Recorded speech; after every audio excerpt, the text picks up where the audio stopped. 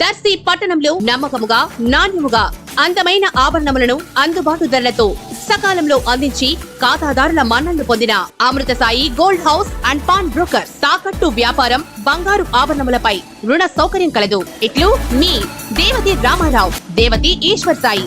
Amrutha Sai gold house and pawn brokers, గడియార స్తంభం వద్ద, కురిచేడు రోడ్, దర్శి.